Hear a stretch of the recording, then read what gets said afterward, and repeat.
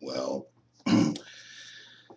I've sent a lot of emails out to a lot of people about my concern about the NATO intervention in Libya. And the pivotal point is that by saying that Gaddafi had to go in order for peace talks to occur, we create an impossible scenario because you cannot have peace talks with somebody who is gone. And therefore, all the bloodshed in Libya is on the hands, in my view, really, of Hillary Clinton. Um, she's the one who's been doing the lifting. Obama hasn't said too much about it.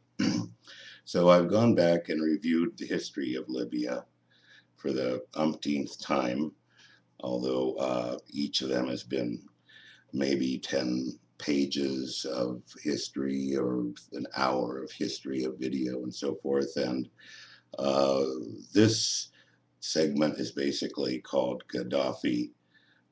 Was he a monster, a genius, an idealist? What was he?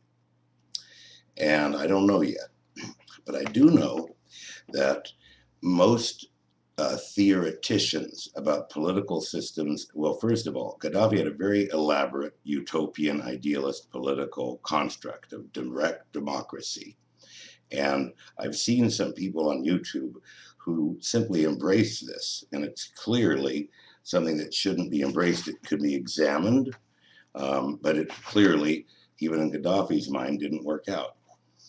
So in this basic theory, any kind of a political power structure that starts to get bigger will end up disenfranchising the people. And that's certainly what we do see. But how do you get around it? So in his view, there would be these councils and committees. And so there were, after the officers' coup in 69 and 72 or so, thousands of these committees were formed. And for certain local governance issues, I don't believe they're entirely ineffective, although I don't have evidence yet. But it seems to me that because he engaged in international liberation movements, he probably became paranoid for good reason, number one. And number two, he became disappointed in the lack of enthusiasm and drive of the people, which is one problem with energized utopian communitarianism, is that if people get what they need, they may become complacent. And in Libya, people basically were comfortable. They were not poor. So you could end up with these, very, very lethargic structures. So in his third international theory, it's actually quite an interesting theory. And I'll talk about that in part two. I still have to review it to really be coherent in describing it.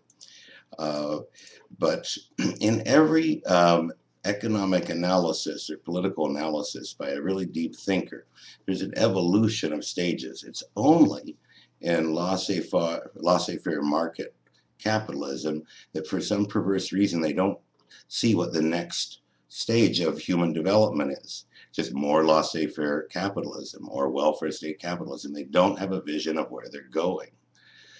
So in the case of Marx, he had this idea of progression of society from medieval technology, and basically your man makes himself, his tools define who he is, his culture defines who he is, his relationship to his means of production defines who he is. And so you see some of these Marxist ideas in the direct democracy of the Jamahiriya. So so my question is, how did Libya, what it looks like when you look at a narrative, is that from 69 to 75, there was a very popular government in Libya after the officers' coup that did a great job, relatively speaking.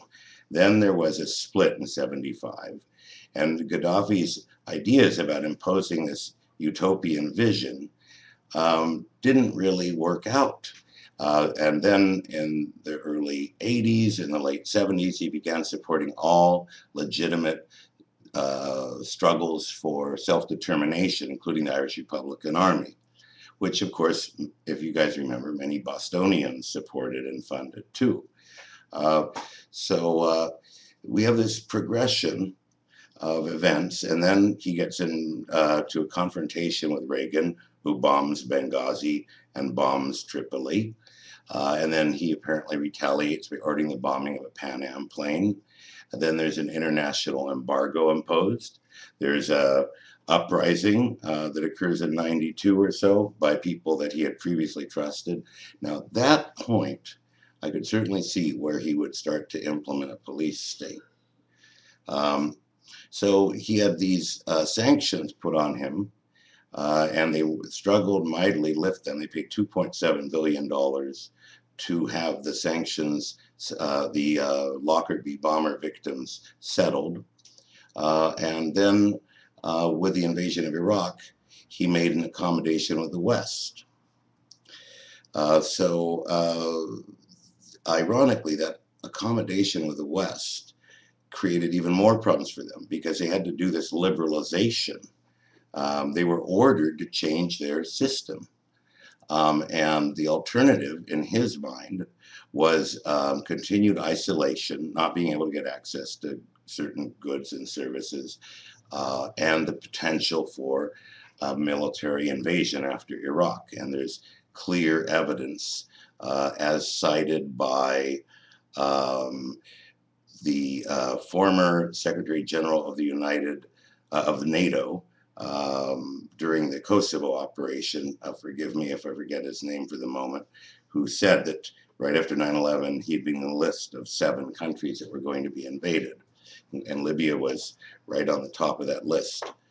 So, so ironically, that actually created worse social conditions in Libya because he had to allow unemployment. Libya had enough oil revenue and had invested enough in their infrastructure that everybody could have enough to eat, medical care, and education. But ironically, this opening to the West actually made things worse. That's as much as I figured out. If anybody can clarify the interaction between the Third International Theory, the Green Book, Gaddafi's utopian idealism, his support of revolutionary movements, and what seems to be the gradual erosion of hope in his vision by his countrymen, I would appreciate it. Thank you.